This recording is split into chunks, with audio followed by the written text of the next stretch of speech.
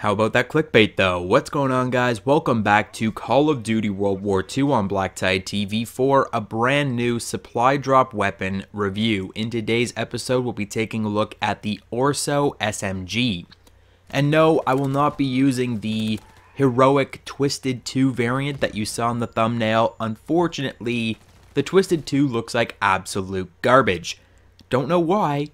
It's like the way that camouflage patterns apply to it is very, very strange. I don't know if there is a glitch. Like when you look at the weapon in the menus, it almost looks as if it's still locked, even if you've unlocked it in supply drops, which my most recent supply drop opening, which was very long, and I definitely appreciate anyone who stayed through that video, I was able to unlock the Golden Goose and the Twisted 2. So you're seeing the Golden Goose, the epic variant in today's gameplay. That's the black and gold variant, which I personally prefer. It just looks better, the iron sights are better, and there's no camouflage glitch. Not that I'm using a camouflage on it because I like the classic black and gold look, but the Twisted 2, it's so strange. I would show you, but I don't really care that badly, and honestly, it's just a weapon review anyways, on one of the least effective SMGs in the game, which is unfortunate because I really do like the Orso. It is a really cool weapon. It's a breath of fresh air. It's different from the other SMGs that we have in the game. I want to say it's something of a cross between the M1928, the Tommy gun, and maybe the MP40. It's kind of hard to place in that, as I've said, it's statistically one of the worst, if not the worst SMG in the game. Which is funny because everyone's talking about the Volkssturmgewehr and the new pistol, and everyone is saying, okay, these are like some of the best weapons we've ever had. Just wait for my Volkssturmgewehr review. That weapon is incredible. It is meta breaking. There really is no point to use any other weapon in the entire game unless you're completing camouflage challenges or if you're playing in hardcore game modes.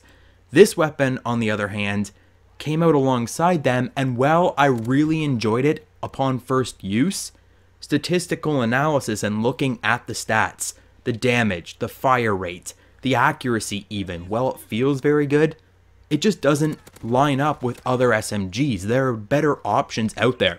If you want a weapon that fires fast, the Tommy gun fires faster than this weapon with rapid fire. The WAF fires faster than that and does a little less damage. This weapon has basically the same damage profile as the Tommy gun, so you might as well use the Tommy gun for the increased fire rate. It might have a little less accuracy, but you can control that. This weapon is very niche, and I find that it's not very effective. I do like it. I have to say that. I have to come out right off the top and say, look, I really like the Orso. When I first got my hands on it, day one of the Resistance event, I went ahead because it was so cheap, and you can definitely afford this one, even if you play this game bare minimum. If you've been saving up your armory credits, or even if you open up a few supply drops and get a few armory credits, you can go straight into the collections and buy this one for very, very, very cheap. The very first Orso, you don't even have to play through your 50 matches. You can buy this one. You can buy the Liberator variant and get to work. And that's what I did on day one, and I found that it was a very effective SMG. I'm like, oh man, this thing is really powerful. I was using it in close range engagements, and the accuracy profile and the fire rate profile, it kicks the weapon up, and you're going to notice that you're going to get a lot of headshots with this weapon if you are using it at that close medium range. It's going to kick up, and you're going to get a lot of headshots, and you'll see that a little bit in this gameplay. I'm going to get a lot of headshots. It was a demolition gameplay where I wanted only one round, but then I was like, hey, I'm doing pretty good, so I kept the second round as well. Not sure if I'll be able to fill up the entire commentary, but it is a very interesting weapon, and it is fun to use, and I've said it's different. It's just a breath of fresh air. If you've been using all the other guns, if you have Chrome, or if you're just bored of all the other guns, or maybe you need to work through some of your lesser guns like the LMGs or the shotguns, and you want something new to use in the SMG situation, the SMG area, it's a really great weapon for that, and it's a really cool weapon. I love the sound of the weapon. I called it my little stapler gun for the first little while, or my nail gun. Kind of sounds like that, kind of sounds a little wacky. I believe this one is based off of an Italian SMG. The Orso is the bear in Italian. It is an Italian SMG in the real world. I can't remember what the exact model number is of this weapon in the real world, but I believe it was a fairly well-renowned weapon in the real world. It's just that it doesn't do much for you here in Call of Duty World War II when compared to way better SMGs like the PPSH. The grease gun is very effective now. The WAF is really great in certain situations, and it will outplay this weapon in those situations. This one is just not very great for any and all circumstances. However, I do have a class recommendation for you. I like to use this weapon in and of what it comes from. This weapon comes from the Resistance event, and so I think it's best to pair this weapon with a Resistance class setup. I use the Resistance Division, and when you finally rank up that Resistance Division to max rank, you'll be able to scramble enemy radars, and you'll be able to detect when enemies are nearby. This weapon is really great for a recon espionage setup. So I use recon, I use counter recon, I use that Resistance Division, and I know where enemies are around me. I can see the minimap at all times, even if I'm playing in hardcore. Would not recommend this SMG for hardcore, but in the case that you are, you can see the minimap at all times. You're popping up UAVs, you're seeing your surroundings, and you're distorting the surroundings for enemy players, so you're throwing them off a little bit, you're giving your team callouts, and then on top of that, I would definitely recommend that you use the Espionage Basic Training. Espionage Basic Training isn't as effective as it was at the beginning of the game. I actually recently made a video on the top 5 basic trainings in the game.